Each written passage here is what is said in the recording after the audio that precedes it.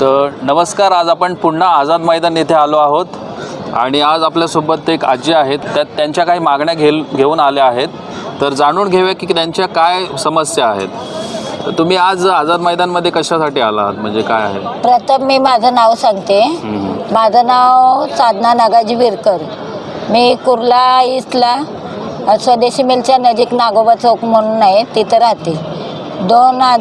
6 जुलै 2022ला माझ्या घरावरती दरड कोसळली. त्या दरड कोसळल्याच्या नंतर आम्हाला तिथे तात्पुरती सोय म्हणून BMCच्या शाळेमध्ये, स्वदेशी मिल शाळेमध्ये ठेवलं गेलं. तिथे मी जवळजवळ 14 महिने राहिले.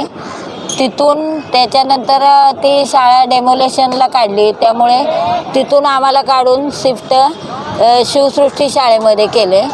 आणि शिवसृष्टी शाळेमध्ये मी 25 ऑगस्टपासून राहत होते. आता मला इलेक्शनच्या तिथं निवडणुकांचं काहीतरी स्ट्रॉंग रूम वगैरे बनतायत त्या शाळेमध्ये, म्हणून मला 2 दिवसापूर्वी जबरदस्ती मला त्या शाळेतून माझ्या पसाऱ्यासकट बाहेर काढलेलं आहे. मी रस्त्यावरच होते, पण मला जरा म्हटलं आमदार साहेब आमच्यासाठी काय करतील. आमदार साहेबांच्याकडे मी वारंवार गेलेली आहे.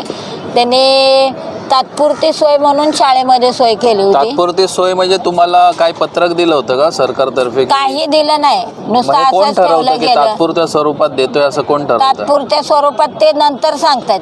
आधी ठेवतात आणि काढायला येतात त्यावेळेला सांगतात की आम्ही म्हणजे आमदाराच्या वतीने काय नाही, BMC सांगते. काही पत्र व्यवहार वगैरे BMC देते तुम्हाला? BMC नाही. ज्या वेळेला डेमोलेशनला शाळा काढली त्यावेळेला त्यांनी 1 महिना आधी मला 24 तासाचीच नोटीस दिलेली की 24 तासात तुम्ही खाली करा शाळा, अन्यथा तुम्हाला जबरदस्ती काढलं जाईल. तर मी किती वर्ष, तुम्ही किती महिने? 14 महिने राहिलो तिथं. एका दिवसाची नोटीस दिली? हा, एका दिवसाची नोटीस दिली.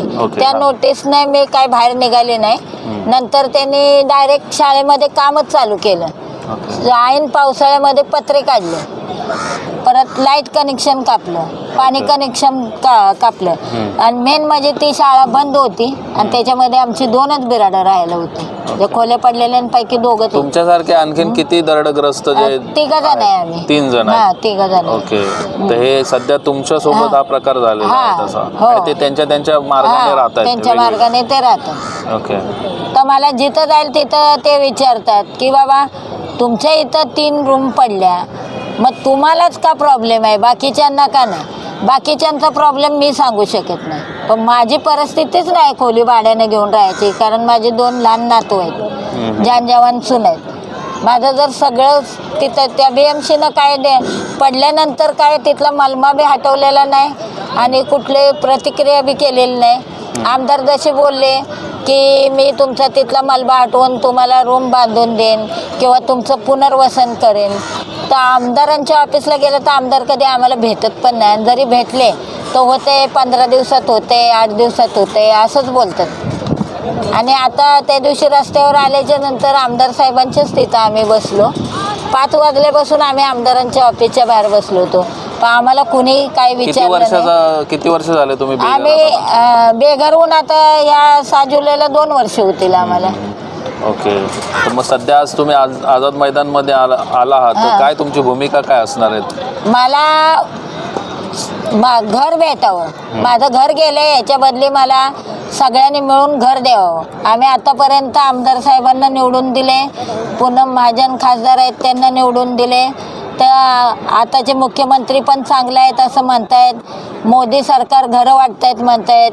परत मुख्यमंत्री पण म्हणतात बेघरांना घरं द्या.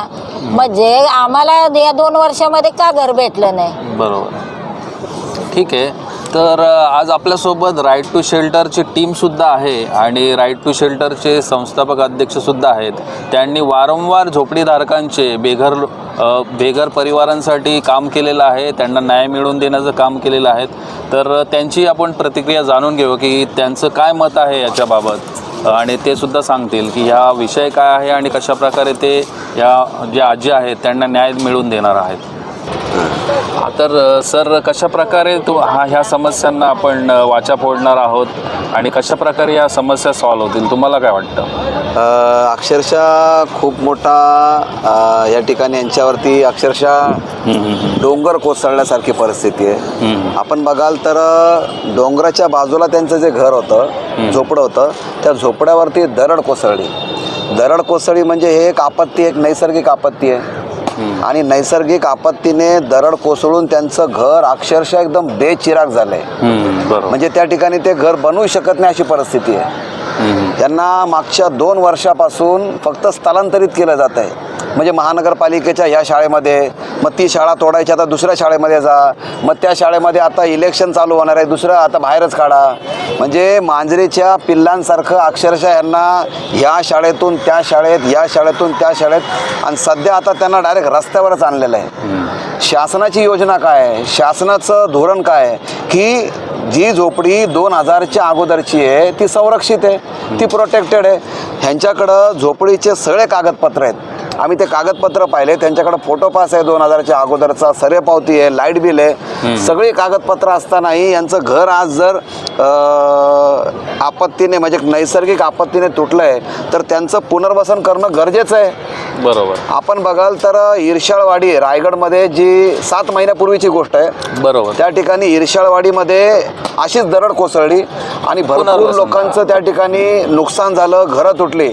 अक्षरशः महाराष्ट्राचे मुख्यमंत्री साहेब स्वतः त्या ठिकाणी जातीने हजर झाले आणि तिकडं त्यांचं पुनर्वसन केलं. बरोबर. आणि त्याच वेळेस मुख्यमंत्री साहेबांनी असा एक आदेश काढून एक परिपत्रक काढलंय की अशा दुर्घटनेमध्ये जर कुठलं घर तुटलं असेल, मोडकळी झाला असेल, बेचिराग झाला असेल तर त्याचं पुनर्वसन सरकार करत आहे. परंतु आज ह्याच महाराष्ट्रामध्ये इर्शाळवाडीला वेगळा कायदा आणि मुंबईमधल्या चुनाभट्टीच्या ह्याला वेगळा कायदा, असं कसं काय असू शकेल? म्हणून सरकारला आमची विनंती आहे की या महिलेचं अक्षरशः असहाय्य महिला आहे ती. बघाल त्यांच्याकडे 2 मुलं, 2 सुना आहेत आणि छोटे छोटे मुलं आहेत. अक्षरशः रस्त्यावरती त्यांचा संसार आलाय, त्यांना राहायला जागा नाही कुठं.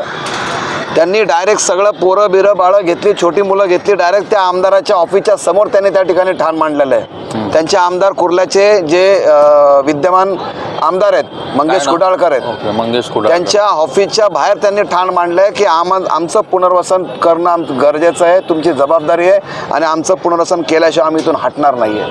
ओके, बरोबर.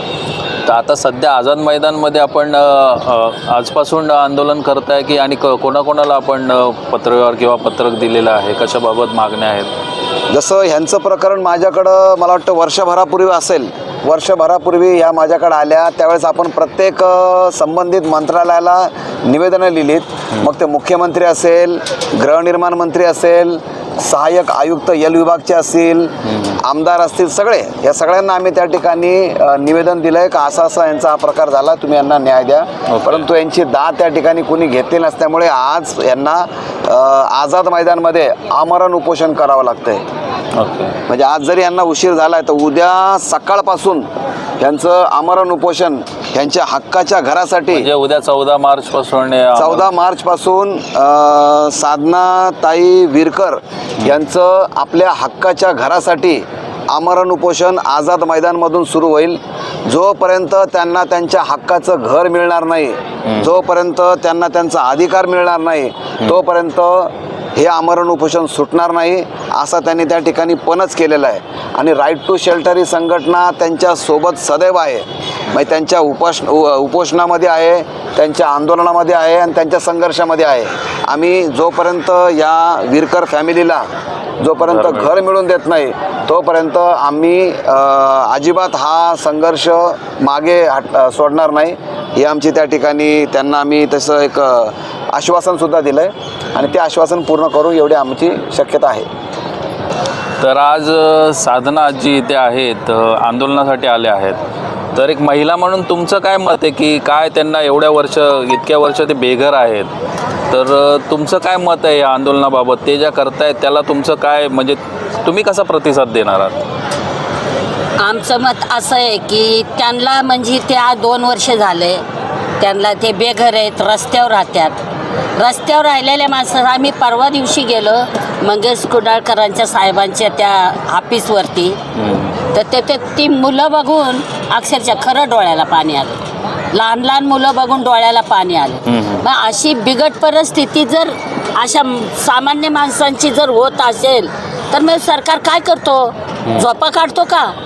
त्या सरकारला काय म्हणून दावाय पाहिजे आम्ही? आमचा जीव घेतो का? पण आमचा जीव घेण्यापेक्षा आम्ही असं वाटतं आम्हाला तुमचा जीव घ्यावा आता सरकारचा. खरंच मी खोटं नाही सांगत. कारण का आज ही आजी कुठं कुठं वन फिरती या.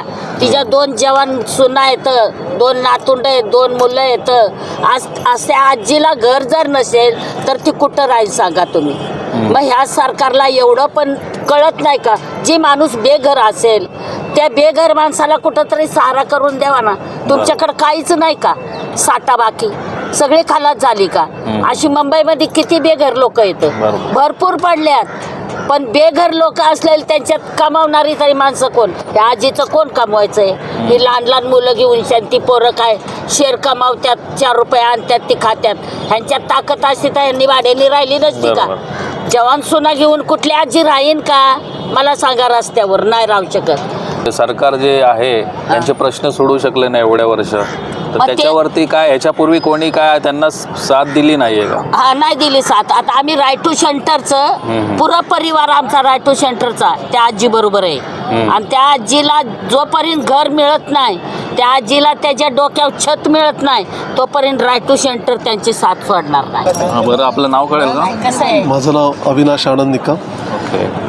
तर आज आपण आझाद मैदानमध्ये आले आहात, तर आणि आजींच्या समस्या आपण ऐकल्या, तर तुमचं काय मत आहे त्याच्यावरती?